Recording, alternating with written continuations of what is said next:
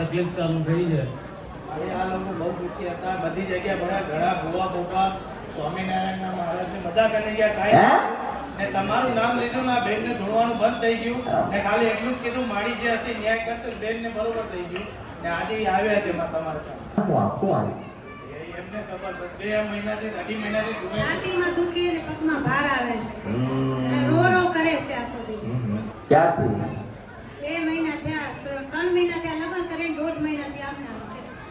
3 મહિના ત્યાં લગ્ન કર્યા અને 1.5 મહિનાથી આ તકલીફ થાય છે. રે કેવી રીતે શરૂઆત શું થઈ? શરૂઆત પહેલા કે મને છાતીમાં વજન આવે છે ને મારા પગ કોક ઝાલે છે. પહેલા હતું? પહેલા ના, પહેલા નતું. આત્મહત્યા કોને કરી? દેરાણીએ. મારી કાકી થાય. આયા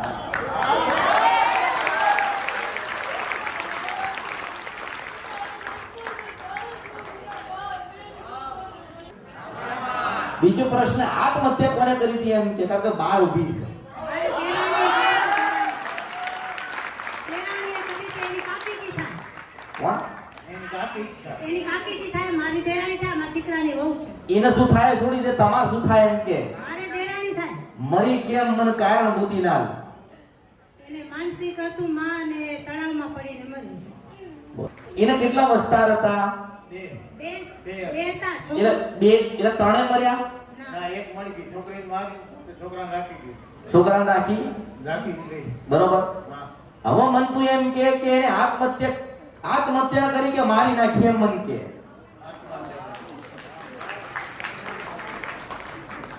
બાર ઉભી ઉભી કોકનું નામ આવે છે. હમણાં આલી તારા કાન ફાટી તો મેળવી છે.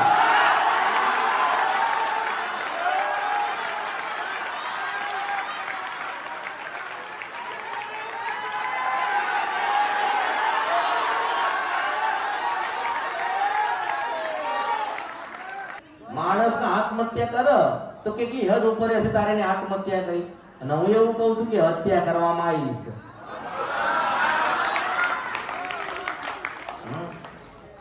અને એ તો પછી મરીએ છેડો કોકે મારી કે મરી ગઈ, આપણે 2 નંબર બરાબર. પણ એનો જીવ એના વસ્તીમાં રહ્યો. કોનામાં રહ્યો? કે તને આને જ્ઞાન ખબર પડશે? આને ખબર એ બાળક ક્યાં છે?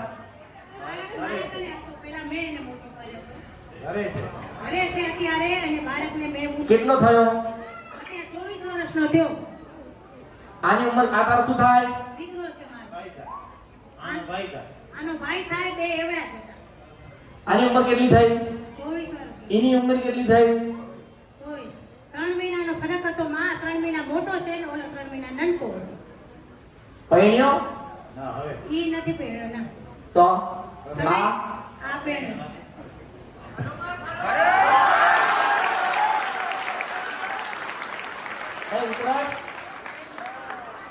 એ હું કે ભલે ત્યાં હાથ લ્યો પણ મારું સંતાન છે કે કઈ ફરક પડ્યો એમ કહું છું. ભલે માં છો, કઈ તારાથી ફરક પડ્યો હું એમ કહું છું. શું ફરક પડ્યો મને કે?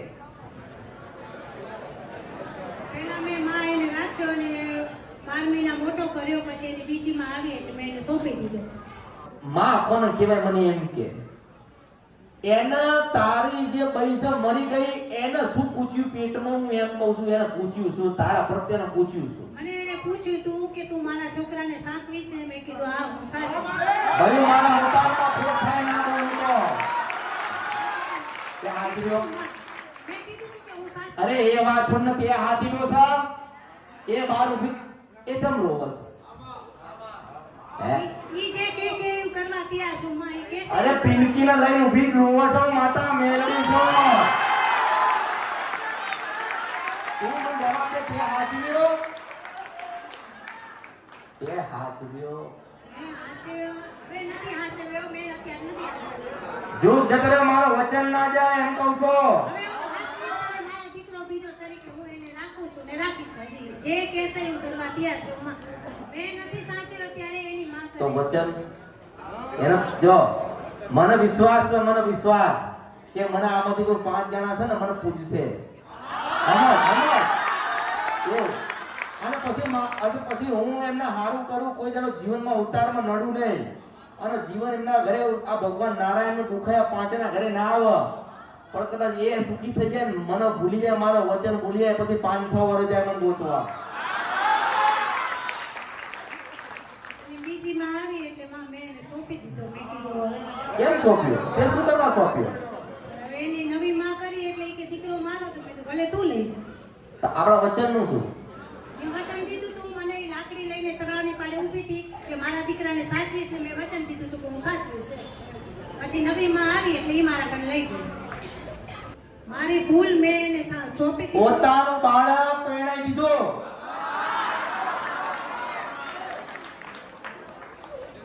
મારા સંતાનનું શું? માં તો માં કહેવાય.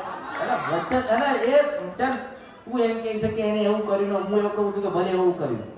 એને લખ્યું હતું તો મરી, હાલો મરી જાય હું એમ કહું. બધા મરવાના તો બધાય ને, બધાય મર્યા, પણ મને વિશ્વાસ હતો કે મારો દીવો આ વસ્તી કરશે ને મારો દીવો વસ્તીએ કર્યો નહીં.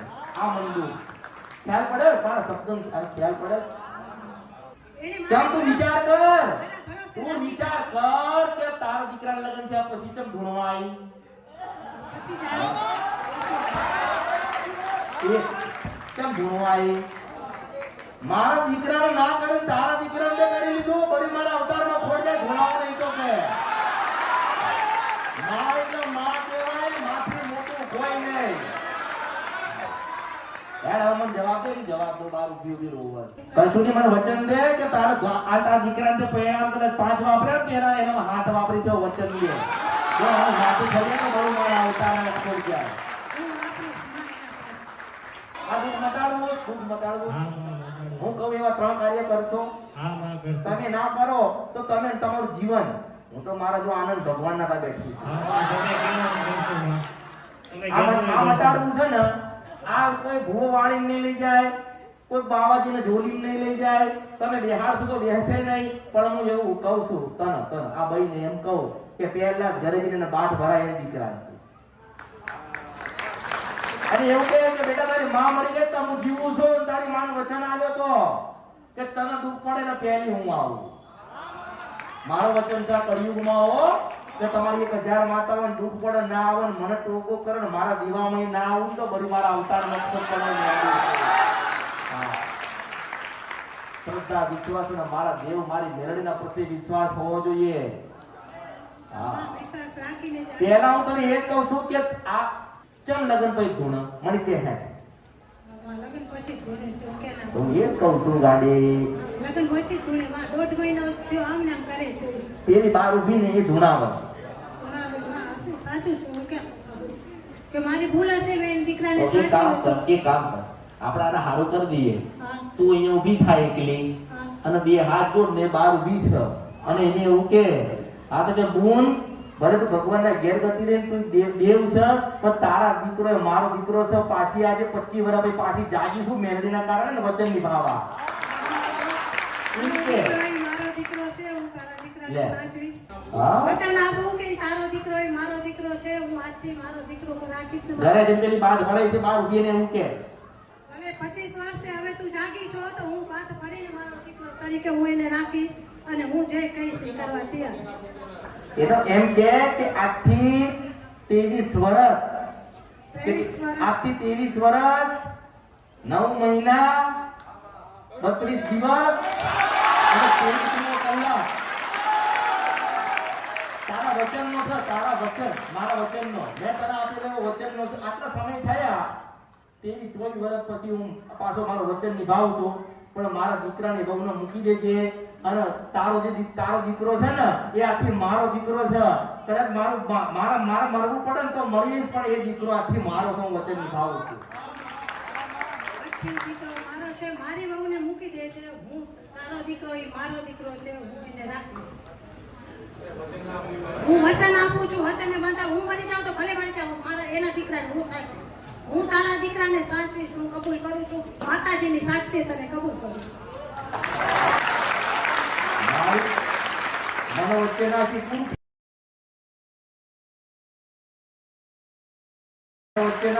થઈ જશે?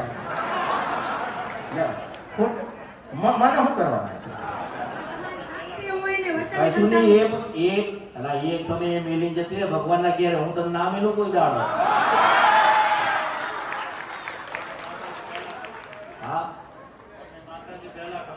હું તને શું કહું છું તું તે અપનાવ્યો ને હૃદયથી તાર દીકરાને ધામ ધૂમથી પડે તું એને પરણાવજે તારા દીકરાને પરણાવશે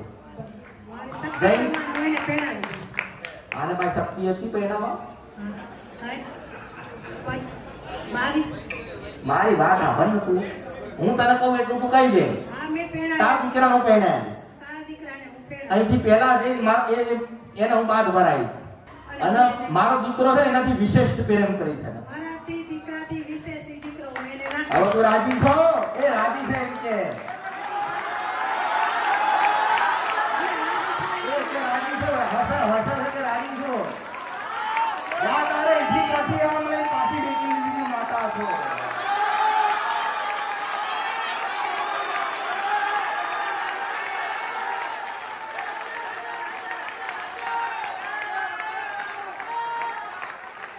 ખબર પડી જતી રહી મારા 13,000 વર્ષના હું મેળવી છું મારા 13,000 વર્ષના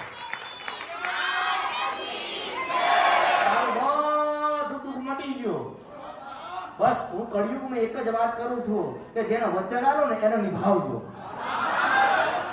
હું નિભાવવા આવી છું તે હું નિભાવું છું આ 25-24 વર્ષે પાછી યાદ કરાય કોઈ કર્યું નથી કાંઈ આવી નથી બસ માં છે ને ફરશે ને ફરવા દેજો એના દીકરાના સંતાન માટે થઈ છે આને કોઈ દાડો માથું નહીં દુખાવું ભર્યું અને દુખતો ભર્યું મારા અવતારમાં ખોટ પડવાનું મેળવી ભલે આશીર્વાદ સુખી થશો અને પેલા દીકરીનો બાપ બનીશું મશાણી મેળવી છો